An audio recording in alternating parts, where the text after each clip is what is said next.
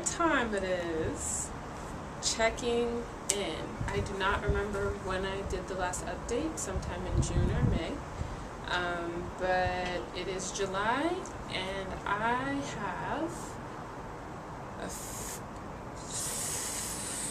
15 days left in Brussels. Moving back to the US of A. Going home to Jersey first to just chill for the summer, spend time with my family, see my friends, relax, and then, you know, gear up and get ready to start my PhD program in biomedical sciences at the University of Michigan in Ann Arbor, starting September. So, it is a whirlwind of a transitional period. I am in the process of kind of transitioning out of my lease into my lease in Michigan, just doing a little bit, you know, just kind of important things that need to be done to just kind of wrap things up in Brussels. So I figured I could document the process. You know, in hindsight, I'm like, oh, I wish I had done more videos and blah, blah, blah, but like, I was busy and I was living my best life. So you can peep my Instagram at the Nigerian Queen, spelled normally, to see what I've been up to and the highlights of my stories. So yeah, my landlord is coming in 2 days to do an inventory. So my studio came fully furnished, so she's just gonna check that everything is kind of intact, which it's not entirely intact because I broke a few glasses that came with the apartment. But other than that, you know, I've been feeling a little stressed about it because I'm just like, I need my entire security deposit back because that mug was like 1,200 euro. I'm going to make a separate video about finances, funding, and all of that. But yeah, so I need that back. I need that back in my US account because basically I won't have any income and I won't be insured until I start my PhD program in September. So yeah. I have been wrapping things up in lab. I said my goodbyes to some people in the lab because a lot of people are traveling and going to conferences in the US, so I'm not going to see them by the time I leave. So that was, you know, I cried my eyes out, cried like a little baby, because I don't know, something about just saying thank yous and telling people how much I appreciate them for what they've done and for just providing such an open and supportive environment for me as a woman of color, as a scientist, as all of the above, just makes me really emotional. I stopped by the Fulbright office today to say goodbye to the director of the program, Erica Lutz, our amazing program manager, Elizabeth Bloxam. Teared up again because they are really phenomenal people, and they have provided so much support to us as grantees and as scholars, and you know, they genuinely care about us, our success, our integration into the Belgian community. So see, I'm getting emotional right now. I will not cry. I refuse to cry on this video. I refuse. Not that there's anything wrong with crying. Crying is cool. It's fine. I embrace it. But, you know, between having just a wildly supportive affiliate mentor and a wildly supportive commission, like, that hands down accounts for 90% of the experience that I personally had here as a grantee, as a Fulbright grantee to Belgium in particular. And then the other part definitely that contributed to this was living in Brussels. I was in an international city. I was, you know, a few minutes away from Matonge. If you have watched my previous videos, which is basically like this Congolese community area with many people from the African diaspora. You know, so there were Afrobeats parties, after work Afrobeat events, Tuesday, Thursday, Friday, Saturday. Like, I could buy plantains, I could buy a goosey, you know. So like, really, Belgium has had everything that I could want in a place that I call home, you know. So every aspect of my life, I've been supported socially, professionally, academically. I mean, you name it. So, you know, it's. I think initially it was a little hard thinking about leaving because, you know, I talked to you guys a little bit about dating and like the friends I've made, and you know, I'm good now. Like you know, I'm good. I'm good now. I'll just leave it at that. So I am surprisingly looking forward to going back to Michigan, moving back to Ann Arbor. I'm excited to see my friends and have a community and people that I know, you know, kind of have like a home like stomping ground, or like, you know, like I'll feel like a veteran or whatever. So I am looking forward to that. I am looking forward to spending my summer in Jersey with my people, with my Niger people, my African people, with all my people. So, you know, that's been a positive shift, and, you know, already scheming on how I can get back to Europe, because I mean, I have to come back. I absolutely do. What else do I want to tell you guys? I don't know. Just, it's nice to have a slow transition back to the States. Things are pretty chill. I've wrapped up stuff in lab experimentally, so now it's just kind of working on a publication. Trying to, you know, incorporate my data into figures for a paper, so that's really cool to be a part of. I mean, seriously, like, this lab experience has just been amazing. Like, I've just learned so much, I've grown so much as a scientist, and I just feel ready to just take on the world, you know. So I just hope that my PhD can be as lucrative.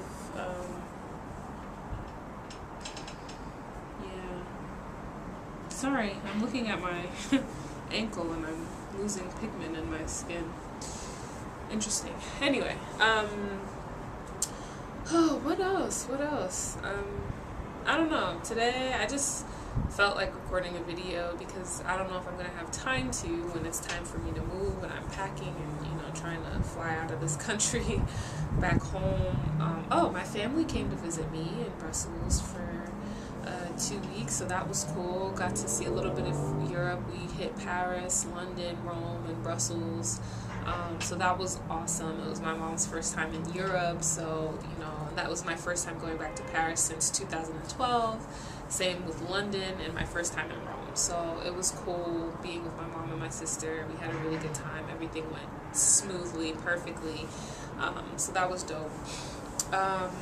So yeah, it was good to see them. I probably would have cried my eyes out if I wasn't following them, you know, weeks after the fact. Like, I knew I was going to see them by the end of the month, so I was like, oh, I'm sad, but, like, I'm good. One of my good friends is coming to visit me this week, Jade. I'm super excited. And then I'm linking up with some of my other friends from undergrad, Georgia Tech, Go Jackets. So it's cool. It's really nice to have had this experience, and, like, my friends are able to visit me here. So it just reminds me of, like, the advice my mom gave me. You know, every time I feel sad about moving, leaving, you know, an old place to go to a new one, she always tells me, like, you're not saying goodbye, you're not leaving or ending, you know, something. You're just starting a new chapter. And now, you know, when I was sad to leave Jersey, you know, I remember talking to one of my good friends, Brian, about, you know, being sad about going to Atlanta. And then when it was time to leave Atlanta, I was sad to come to Michigan. And then when it was time to leave Michigan, I was bawling my eyes out. And now that it's time to leave Brussels, I'm bawling my eyes out. And I already know. When I defend my PhD, like, I'm not even going to be able to give a speech, because I'm literally just going to be a bucket of tears. Like, I already know. But it's cool, you know, when it's time for me to, like, spread my wings from Michigan, I'll have spent, you know, a significant amount of my life on that campus. So, I don't know, it's just kind of like a good things, though, like good emotions and energy, and just, like, I just feel everything kind of moving, and it's just time that I spend time with myself, you know, get comfortable with being alone again. Yeah, I don't know. Nothing really new or major, I guess, to update y'all about.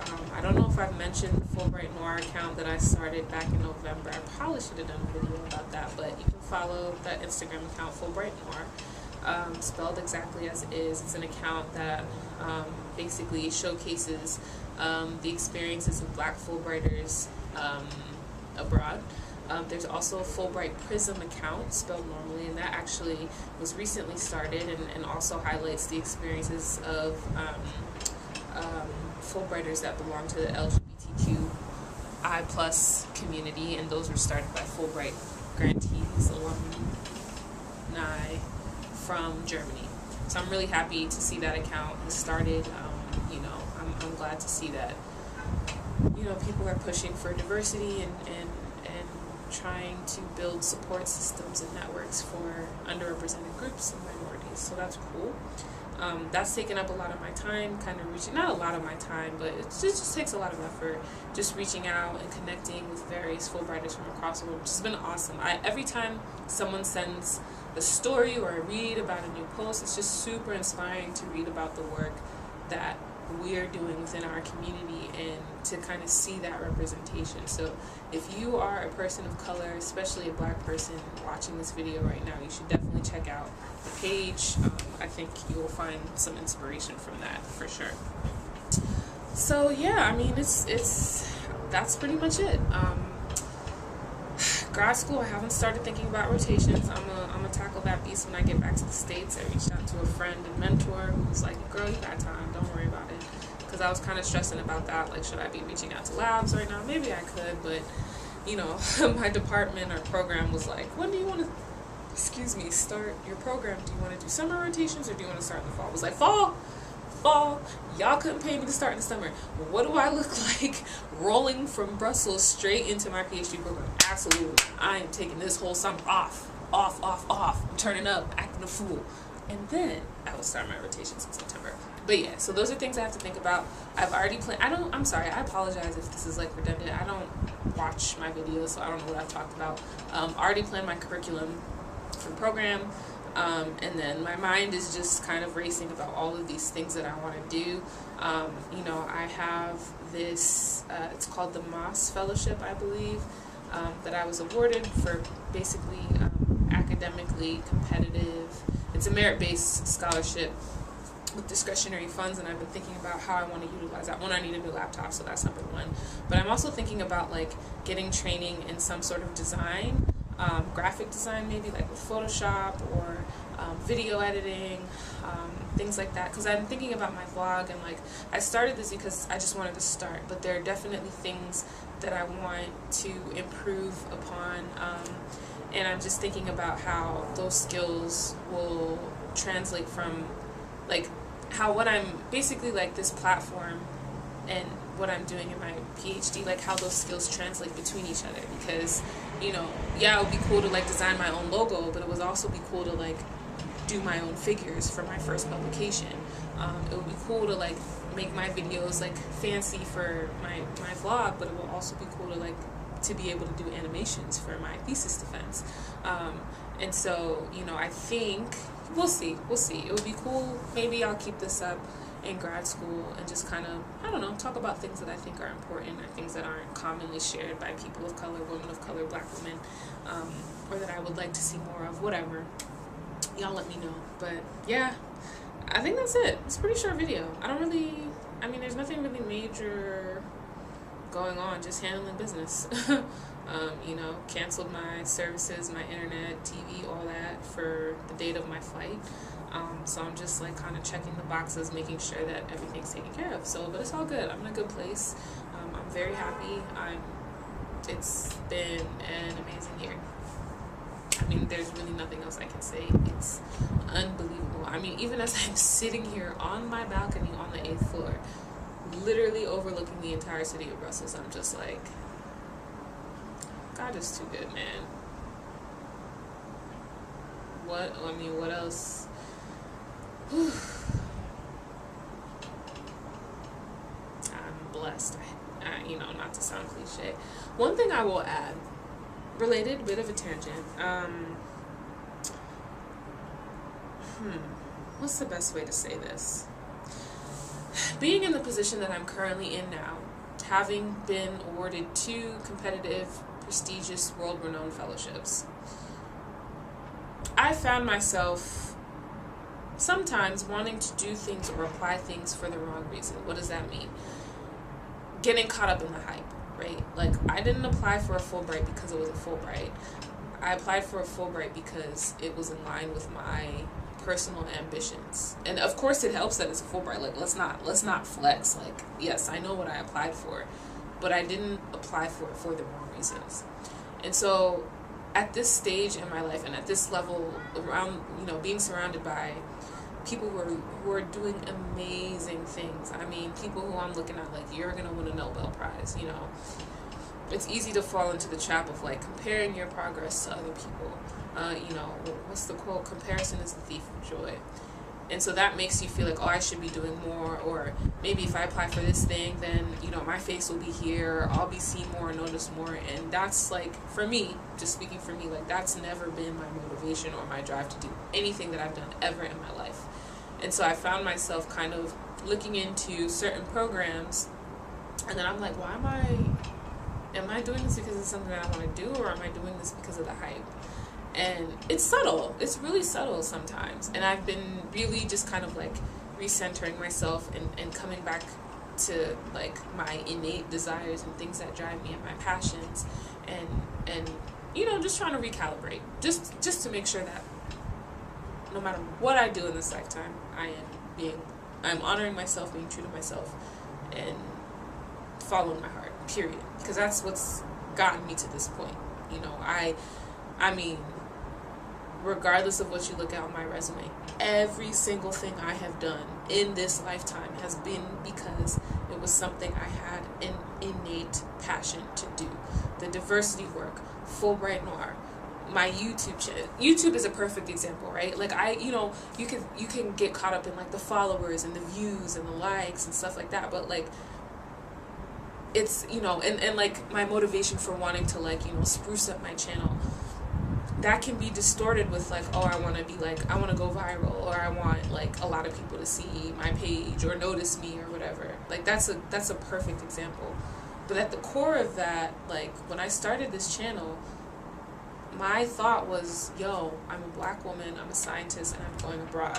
That should be documented, because I don't see that often.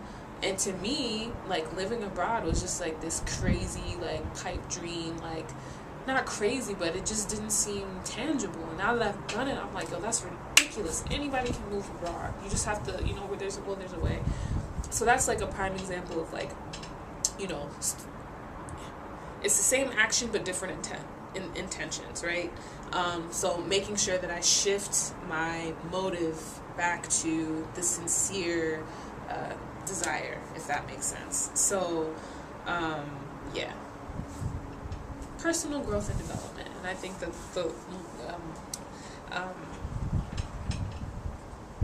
practicing and making sure that I stay true to myself no matter what I do, no matter where I go, no matter what happens, is an invaluable lesson, because this is just the beginning, and the last thing I need to do is get lost in the sauce. Anyway, I'm done. I'm out. Alright, so I will try to do another video. Otherwise, it's quite possible that the next video I make will be from the United States of America. But anywho, as always, with love, I'll catch y'all later. Bye. Let me show you this view though.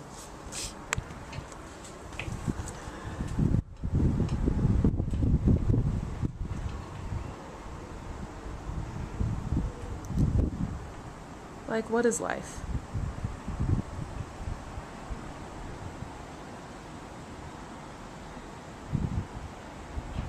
But I deserve it. Worked my butt off. Capable, qualified, talented, and I earned this. Thank you, Brussels. Thank you, Belgium, for being so good to me.